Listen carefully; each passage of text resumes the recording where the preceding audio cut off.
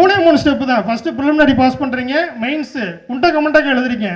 சிலபஸில் எந்த வரி கொடுத்தாலும் படிச்சிட்டோம்னா அவன் எப்படி வேணால் கேள்வி கேட்டு போகிறோம். இப்போ நீங்கள் எக்ஸாம்ஸ் போகிறீங்கன்னா அந்த கொஸ்டின் பேப்பரு, ஓஎம்ஆர் சீட்டு, உங்கள்கிட்ட ஒரு பேனா, இது 3 தான் நம்மள்கிட்ட இருக்கும். இந்த 3க்குள்ளே மட்டும்தான் நம்மளுக்கு போட்டியே இருக்கும்.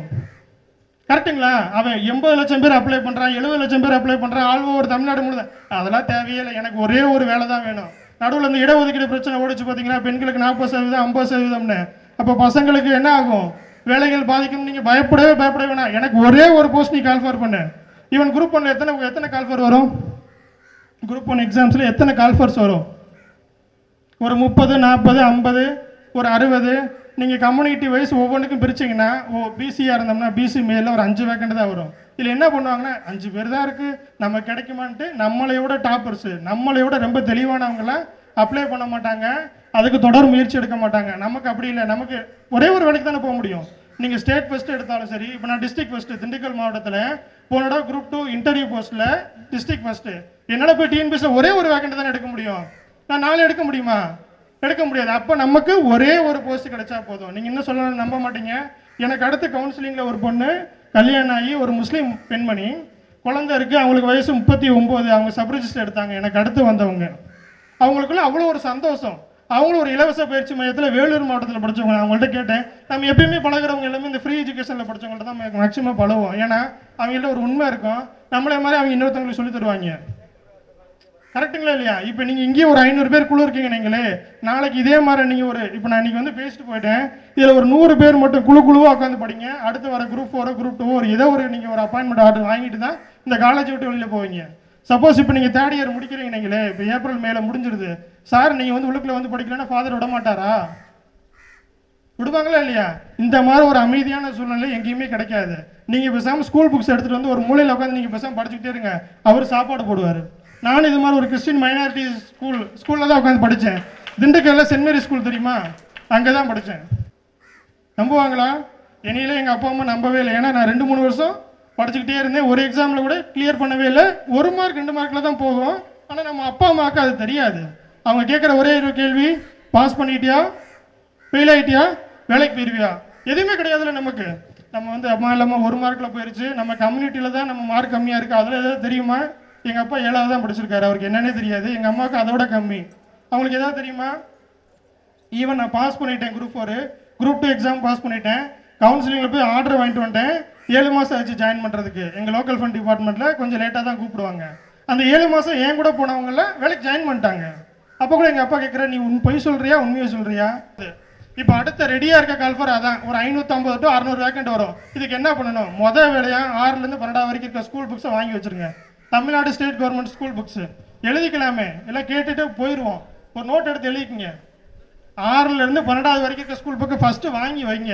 ராயக்குடி ராமூர்த்தி சார் அப்படி தான் சொல்லுவார். நீ ஃபஸ்ட்டு வாங்கி வச்சு தொலை, அதுக்கப்புறம் நீ படிச்சுக்கலாம். எதுக்காக சொல்கிறேன்னா, புக்ஸை வாங்கி வீட்டில் வைங்க. ஒவ்வொரு ஆள்கிட்டையும் எத்தனை ட்ரெஸ்ஸஸ் இருக்கும் வீட்டில்? ஒரு 10 ட்ரெஸ்ஸு செட்டு இருக்குமா? ஆனால் நீங்கள் ஸ்கூல் புக் செட்டு பார்த்தீங்கன்னா என்கிட்ட ஒரு 5 செட்டு இருக்குது.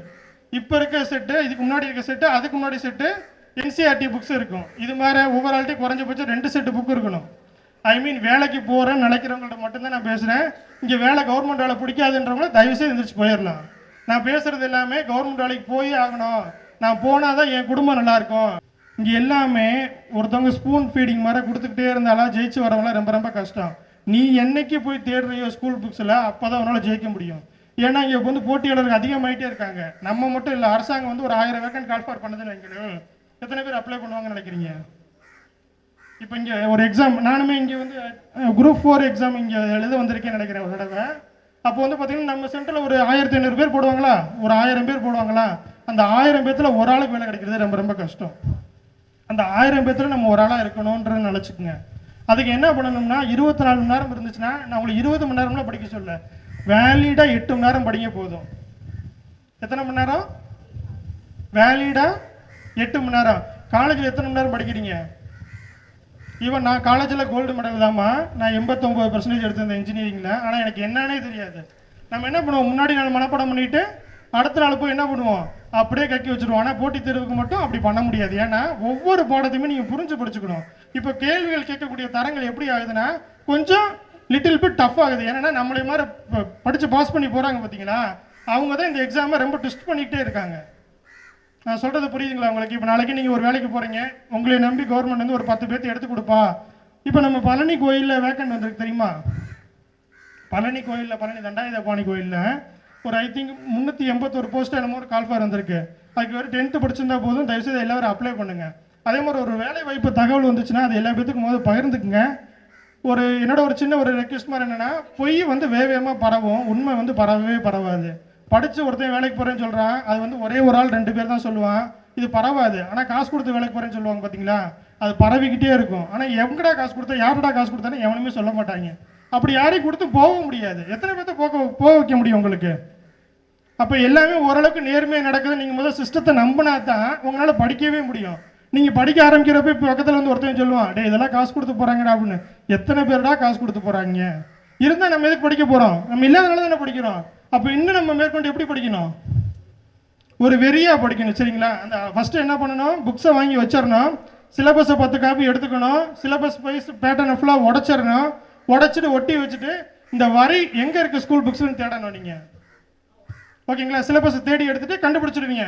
இப்போ ரத்த ஓட்ட மண்டலம், பிளட் சர்க்குலேஷன் ஒரு டாபிக் இருந்துச்சுன்னா அது ஸ்கூல் புக்கில் 6வது புக்கில் எங்கே இருக்குது, 7வது புக்கில் எங்கே இருக்குது, 8வது புக்கில் எங்கே இருக்குது, 9வது புக்கில் எங்கே இருக்குது, ஈவன் 10, 11, 12 வரைக்கும் படிக்கணும்.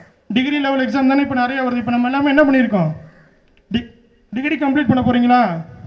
எல்லாமே இந்த வருஷம் கம்ப்ளீட் பண்ணிடுவீங்க. அப்படியே சைட் பை சைடாக டிஸ்டன்ஸ் எஜுகேஷனில் ஒரு மாஸ்டர் டிகிரி போட்டு வச்சுக்கோங்க. எதுக்கு சொல்கிறேன்னா, இப்போ நீங்கள் டிஎன்பிஎஸ்சிலையோ இல்லை ஒரு அப்பாயின்மெண்ட் வாங்குறீங்கன்னா நீங்களே இன்னொருத்தவங்க ஒரே மார்க்காக இருப்பீங்க.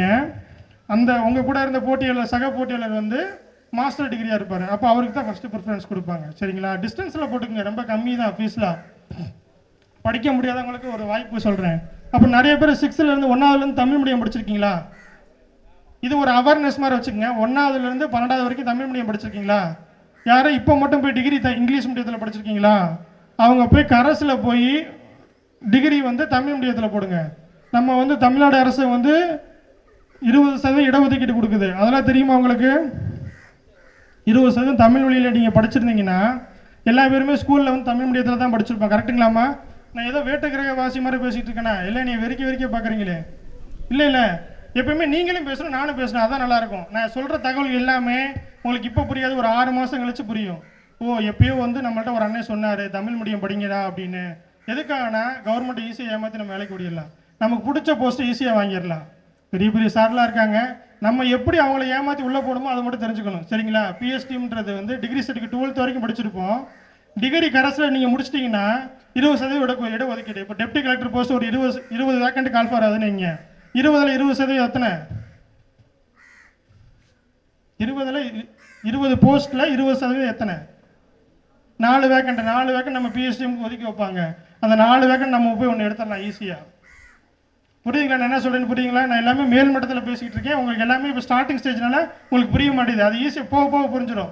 Okay, first step. இப்போ எஸ்ஐ வரப்போதா? 500 வேக்கண்ட் வரப்போதா? 500 நம்ம ஒரு 50 இருப்போமா, 100 இருப்போமா? நான் இங்கே ஃபாதர்கிட்ட ஒரு உறுதிமொழி கொடுக்குறேன். இங்கே படிக்கிறாங்கன்னு சொல்லி ஒரு 10 பேர் சொல்லிட்டாங்கன்னா நான் சனி ஞாயிறானா நான் வந்து கிளாஸ் எடுக்கிறேன். இது எத்தனை பேர் சொல்லுவாங்கன்னு தெரியல. யாருமே கமிட்மெண்ட் கொடுக்க பயப்படுவாங்க. இப்போ நீ வேலைக்கு போய் எனக்கு எதாவது ஆக போதா, ஃபாதருக்கு எதாவது ஆக போதா? எல்லாமே வந்து ஒரு 1/2 மணி நேரத்தில் பேசிட்டு போகக்கூடிய வேலை இங்கே இருக்கக்கூடாது. என்னை நம்பி நீ வந்துட்டேன்னா உன்னை எஸ்ஐ ஆக்கிடுவேன். அதுக்கு நீங்கள் ரெடியாக இருக்கணும். நீங்கள் ரெடியாக இருந்தீங்கன்னா, நீங்கள் 50% உழைப்பு கொடுத்தீங்கன்னா நம்ம 100% உழைப்பு நாம் கொடுக்க ரெடி. ஸ்கூல் பக்கம் அட்டையாக பிரித்து போடுவோம், அவ்வளோதானே கேட்க போகிறான். போலீஸில் என்ன கேட்க போகிறான்? போக்கத்து வந்தானே போலீஸ் வேலைக்கு போவான்னு சொல்லுவான். இப்போ அப்படிலாம் கிடையாது. 70 மார்க்குக்கு 67 மார்க் போடுறாங்க. போனோட ஒரு பையன் 69 மார்க், நம்மள்ட்ட படித்த பையன் பிரகாஷ்னு சொல்லி பேர், 69 மார்க்கு. ஒரே ஒரு கொஸ்டின் தப்பு பண்ணியிருக்கேன். அவன் பிஇ கிராஜுவேட்ப்பா. நம்மளால முடியுமா இல்லையா? அந்தளவு வெறி கொண்டு படிக்கிற. முன்னாடி வந்து போக்கத்தில் வந்தால் போலீஸ் வேலைக்கு போவாங்க, ஈஸியாக போலீஸ் வேலை கிடச்சிடும் அப்படின்பாங்க. இப்போலாம் அப்படி கிடையாது. இன்ஜினியரிங் முடித்தவங்களும் நம்ம ஆர்ட்ஸ் சயின்ஸுன்னு கூட போட்டி போடுறாங்க.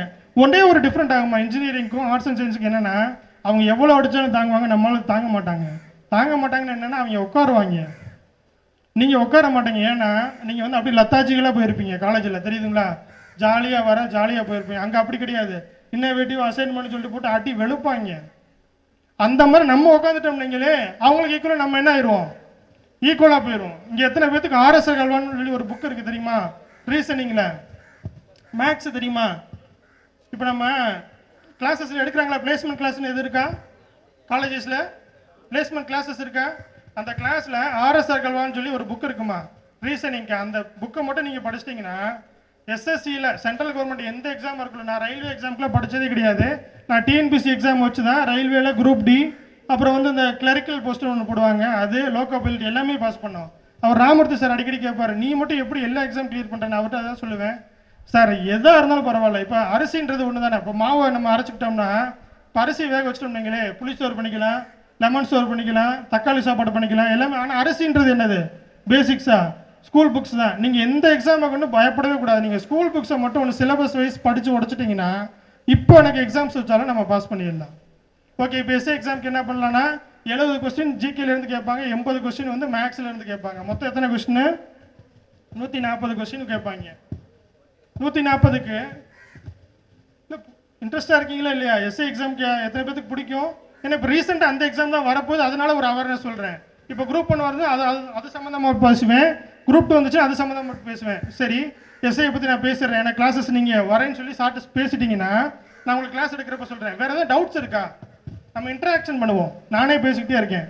உங்களுக்கு போட்டித் தேர்வை பற்றி ஏதாவது டவுட் இருந்தால் கேளுங்க. அது எந்த விதமான டவுட்டாக இருந்தாலும் சரி, நேர்மையான வழியில் இருக்கணும் அந்த டவுட்டு.